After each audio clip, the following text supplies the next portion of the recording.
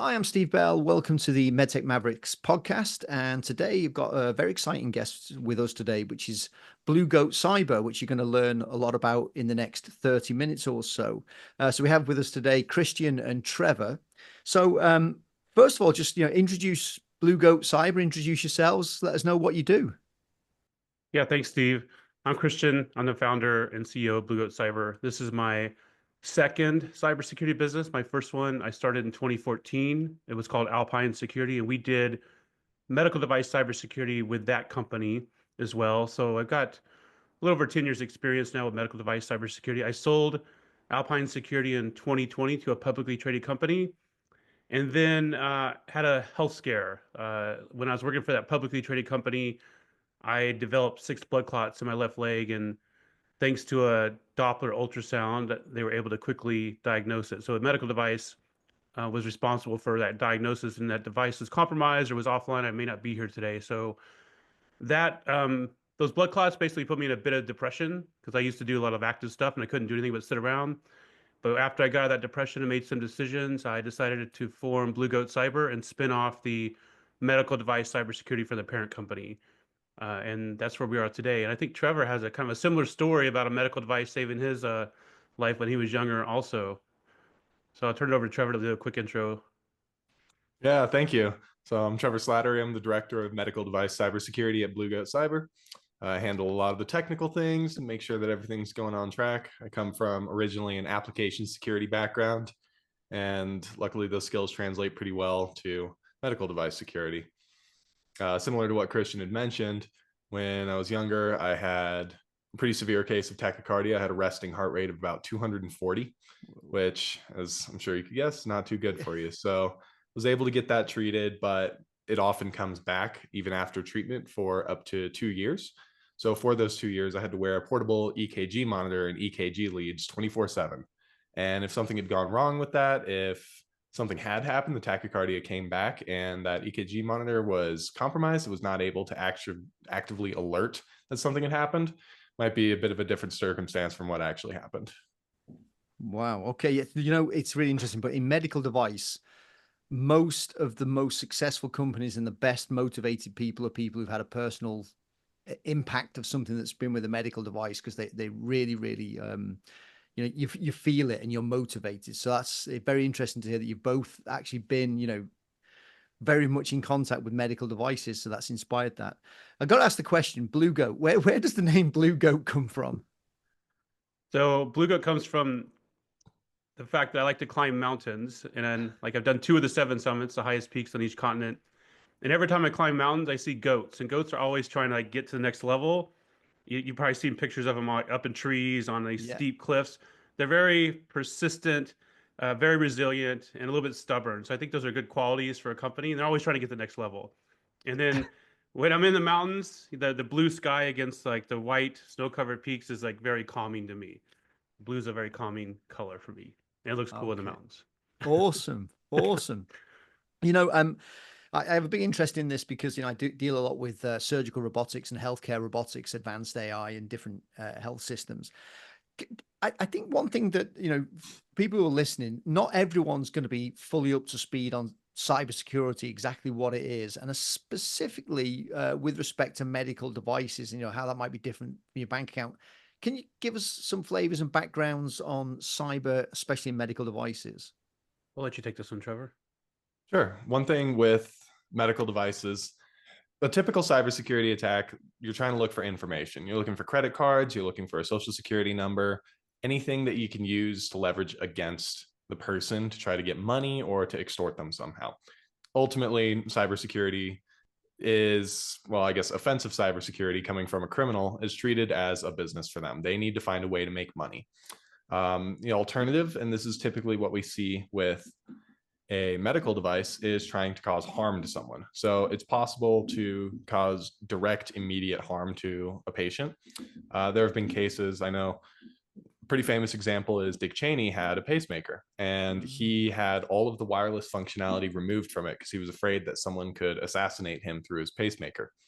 Later, it was proved that those pacemakers were vulnerable to attack, and someone can use targeted signals to change the pace of the pacemakers and essentially just kill someone remotely. So the risk with a medical device in cybersecurity is pretty huge compared to a typical system. And that's why it takes a lot of focus and a lot of care to make sure that nothing slips through the cracks and these devices are super secure. Thank you. And so in terms of cyber, everyone thinks it's, it's some kind of computer driven distance attack. I mean, is that always the case, or are there local attacks? What's sort of the way that people try and do this, try and attack the systems? There can be a lot of different ways to go about attacking a system. Often the available method of exploitation is what determines how feasible it is. So in one case, like you said, it can be over the internet. I can do, something from 1,000 miles away, and it all just goes through the internet into that remote network. Sometimes that's not possible. There will be an air gap device, an air gap network. And when that's the case, sometimes you need physical access. And there are a lot of tools that build into that physical access, little hot plug keys that you can plug into a device that run a bunch of dangerous scripts super quick without anybody noticing. But it depends on the device.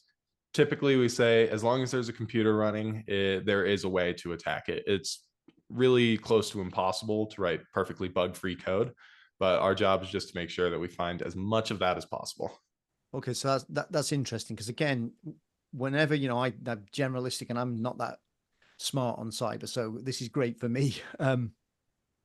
I always think to myself, well, the system's sitting in a hospital OR, so no one could ever get to it, right? No one's ever going to be able to get in there and get to it. I guess that's not as true as I probably would like it to be. We consider them hostile environments from a cybersecurity perspective. They are notoriously insecure and unsecure. So we just assume that the medical device, that it's going to be on a network somewhere, typically is going to be constantly attacked. And even in a physically enclosed room, like an operating room, if there's physical access to the device, it could be even a field technician or normal procedure where they're transferring an image from the device via USB drive. If that USB drive is infected, that could possibly infect the drive as well. So it could just be a normal user trying something, but with an infected, malware on a USB key. Okay, yes, it's really interesting, because I think we often think that, somewhere in an OR is going to be so super secure and a hospital is going to be so super secure. But I guess with just so many people running around with access to everywhere, that probably turns that on its head. So that is good to know. And I think that'll be interesting for a lot of the people listening to this, because there's a lot of us in the industry think that, the nature of the fact that it sits in an OR, no one's ever going to get to it. So that's, I think, very interesting. Yeah, the most secure part of a hospital is the NICU, where the babies are, from my experience. Right. We used to do a lot of testing where we try to break into hospitals, and we've been able to get into the ORs and everything but the NICU. So you guys, you don't just sit there on a computer at distance and try and hack into stuff. What do you actually do? Sort of, what does the company do to do this kind of testing and attacks? What do you guys do? It depends on the kind of test that we're doing. So, like the example that Christian mentioned, oftentimes at the hospital, they'll require a physical penetration test, and that's actively trying to break into the building, get to secret areas, get to special information, and seeing how sneaky you can be while you do it. Typically, with a medical device, it's a little bit less of that blind approach and a more collaborative approach. So we'll take a device and we'll either work on it remotely or go work on it in person, depends on what the device is, and work hand in hand with the developers, let them know what we're seeing, give them some advice on remediation, and help them work to a better path for security for their device. So we're not just trying to go in and cause problems and say, see, we did it, and then leave. We go in, make sure that developers, network engineers, all of these involved people know what we're doing and know how to make it better. That to me says something about the fact that, if it's remedial, it's kind of like late and you're going backwards. Again, I've been in many startups, and I think it's not been on the forefront of everyone's mind, cyber. It kind of is a thing that's quite late in the development, and quite often probably not just before the day of FDA that you put it into the FDA, but it's fairly late in the process. What's your thoughts around when should people be thinking about the whole cybersecurity of their devices? Ideally, they think about it from the inception of their device in the design phase. Traditionally, people wait to the very end. They kind of like forget about cybersecurity, like, oh no, we forgot about cybersecurity, and they try to bolt it on, which rarely works. It often causes a redesign because there was a design decision made sooner, or way back, like maybe even a year ago, that it has to be redone basically. So the sooner they think about it, the better. Ideally, someone comes to us when they're starting to design and develop their product versus at the very end. Unfortunately, most people come to us like a month out from their submission date or maybe 2 months out. And then as Trevor mentioned, we test stuff. We typically find a lot of problems and they don't have time to fix everything because they have to get the risk down to an acceptable level in terms of patient harm for the FDA. And they can rarely do that in like a 30 or 60-day period. And that delays their submission and it ends up costing them much more money. So they would spend less money uh, and get their product to market much quicker if they thought about it from the inception. And you mentioned the FDA, and the regulatory bodies. Yeah. I've seen a huge ramp up in the last couple of years of what they seem to have a very big sensitivity around that. Can you talk a little bit about sort of the mood music at the minute? With the FDA and with all of these regulatory bodies, we have EU MDR, the Korean PMDA, Japanese PMA. They're all trying to kick up their focus on cybersecurity. There were some recent cyber attacks in 2022 and 2020 that showed the need for a lot more increased security. A lot of medical devices were compromised. A lot of hospital networks were compromised through insecure medical devices. So the entire industry saw that something needs to change. That's why all of these regulatory bodies are increasing the requirements and trying to make sure that these devices get out into the market safe the first time around. Right now, most of that has gone across pretty much anywhere you can sell a medical device. Those policies are already in place. The big struggle right now is trying to retrofit these new policies onto old devices. And that is the current conversation in the room a lot of the time, is trying to figure out how can we account for these old devices that may have not had the same strict requirements for cybersecurity? What concerns are there? How can we get around it? And how can we implement these new policies into these old devices that may have not gone through that initial testing and don't have the same design controls? So right now, there's nothing official on a proper solution. Lots of ideas are going around, and it seems like something will come to at a certain point from a regulatory perspective. But for now, we're just trying to get ahead of it as much as we can. Anything else that gets submitted from here on out is going to be much more secure than it once was. And then finding these old devices, trying to get them through regular testing, regular monitoring is helping to bridge that gap as well. It feels like there's an increasing awareness, from the regulatory side of it for cybersecurity. And it seems like people are leaving it to the last minute, which is probably not a good thing. And you advised to get in touch with you a lot earlier in the process.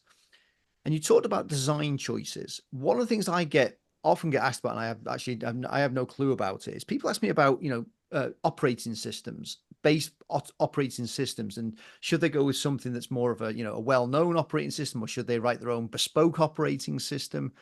What's the kind of general feeling there? It depends on the use of the device.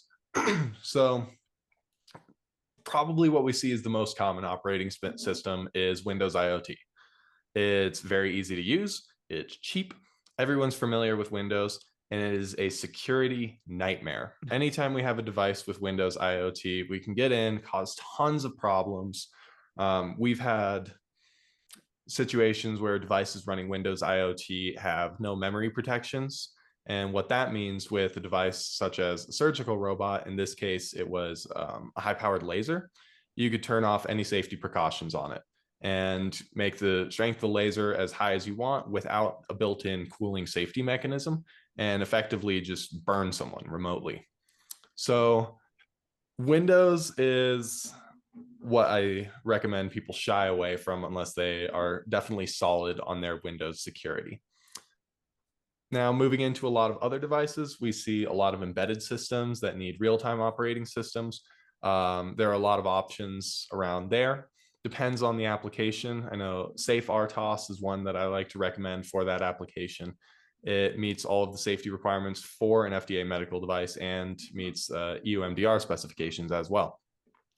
Moving into a little bit more of a high-level operating system, there are tons of different Linux builds, which can often be a little bit more customized. And those may introduce a little bit less risk, but again, it's a similar situation to Windows. You have to know what you're doing, you have to set it up properly, and you have to test anything that could go wrong. So I guess ultimately the concern is less what the operating system is, more how you're managing it, as long as that operating system isn't Windows. Okay. Okay. Excellent. Excellent. And then again, so the final sort of area that I'll talk about before I work out how people can get hold of you, because I think, you know, when I hear this, people need to get hold of you. So there's a lot more people want to put stuff on the cloud. Okay. So they always talk about AWS and different things. Is there anything particular around cybersecurity threat where people are trying to push stuff on the cloud versus edge, or what's kind of the current thoughts on that? There is a false assumption that the cloud is inherently more secure than an on-premise network. Cloud networks have some more security features built in, but oftentimes that means that they get neglected from a security perspective. So there are a lot of things that can go wrong, a lot of configurations that need to be carefully noted. Access control is a really important situation in the cloud, making sure that not just anyone can get access to sensitive information, even internally. There's no reason that everyone's access to the cloud network should be the same. A couple people should have that high level administrative access, and then everyone else should be pretty restricted. And that prevents someone in human resources getting attacked with a social engineering attack. Then they're able to branch off into that development environment and catch any set of credentials and gain full access to the cloud. So securing it in the same way you would secure a traditional network is very important. As far as the deployment, there are tons of advantages to having it in the cloud. It's often a lot easier to set up. It requires a little bit less work as far as maintenance. And it's quick to deploy, redeploy, deploy in a different environment. So it's pretty scalable, pretty flexible. And so I definitely understand why a lot of people do it, but same as anything else, it's just important to have the right security considerations in mind. It's clear that this is hyper specialist. It's being thought about often too late by people. It's a changing environment day by day. So they need to get hold of people like you. So how can people get hold of you? You know, if people are sort of watching this and thinking, maybe we need to do something about our cybersecurity, what's the best way that they can get hold of you? They can go to our website, bluegoatcyber.com. And on there, we have a link to schedule a meeting with us. It opens up our calendar. And we also have a form where they can submit a form. We can call them or email them. Again, I know it's very early for you there. And so thank you very much for doing this early on. And I would encourage everyone, especially on the robotics side of things. I know a lot of the startups out there have not thought about this now. So I do encourage them to reach out to people like yourselves and at least just try and understand where they're at and what they need to do. So thank you very much for both being on. Thank you for being up early, as I say. And thank you, Christian. Thank you, Trevor. And yeah, thanks from the Medtech Mavericks podcast. Yeah, thanks for having us on, Steve. Yeah, thank you.